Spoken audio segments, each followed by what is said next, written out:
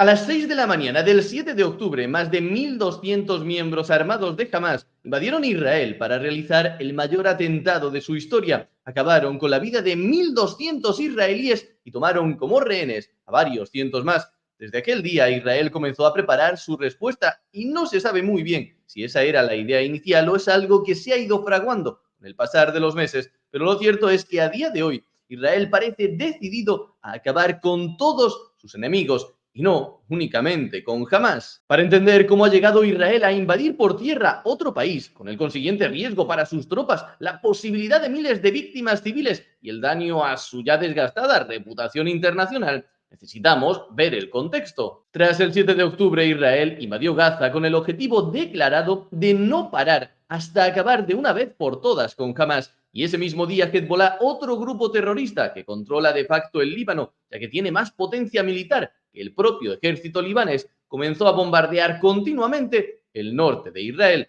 Eso provocó que más de 60.000 israelíes tuviesen que abandonar sus hogares y han permanecido desplazados desde entonces, es decir, hace ya casi un año. Todo esto puso a Hezbollah directamente como objetivo israelí, quien recientemente llevó a cabo la mayor operación de inteligencia militar de toda la historia, la operación de los ya famosos Buscas. Esta operación dejó muy tocada a Hezbollah, por lo que se esperaba que Israel aprovechase este momento para seguir presionando. Y así lo hizo, apuntando y acabando directamente con el máximo líder de esta organización, Hassan Nasrallah. Pero claro, después del duro golpe de los Buscas y habiendo eliminado a toda la cúpula de dirigentes de Hezbollah, no parecía probable que Israel no continuase presionando. Y así lo ha hecho, pues hace tan solo unas horas Israel ha invadido por tierra y después de intensificar los bombardeos para apoyar a sus tropas el sur del Líbano. Algunas cuestiones clave. Dentro del Líbano hay dos grandes fuerzas, el grupo armado de Hezbollah y el ejército oficial del Líbano. En principio parece que este último no va a entrar en conflicto con Israel,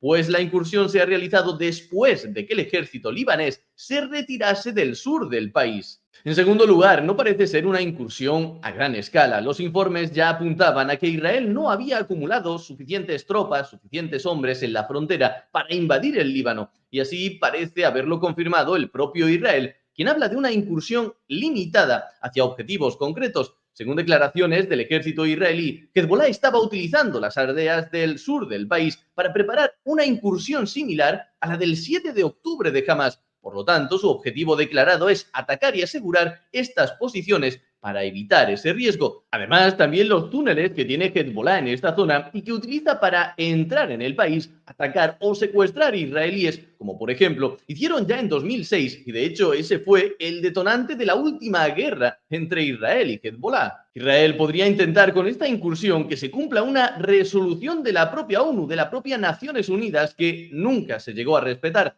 Tras esta guerra del 2006 se acordó que Hezbollah no podría tener tropas al sur del río Litani. Esto se conoce como la Resolución 1701 de la ONU y esto daría a Israel el espacio de seguridad suficiente para evitar ataques en el norte del país. Y más recientemente, el propio Líbano dice querer posicionar allí a su ejército para intentar cumplir esta resolución y evitar así la invasión de Israel. Problema que solo podrá hacer esto si Hezbollah quiere, pues aun con todas las derrotas de los últimos meses, Hezbollah sigue teniendo mucho más poder que ellos. Por lo tanto, además de evitar posibles atentados, el objetivo final de esta operación no sería acabar con Hezbollah, como quieren hacer con Hamás en Gaza, sino simplemente asegurar el sur del Líbano para evitar que ataquen el norte de Israel y la población civil pueda regresar a sus hogares. Ahora se abren más cuestiones preocupantes de cara al futuro. Hezbollah forma parte del eje de la resistencia liderado por Irán. Irán perdería mucho poder si deja sin responder siquiera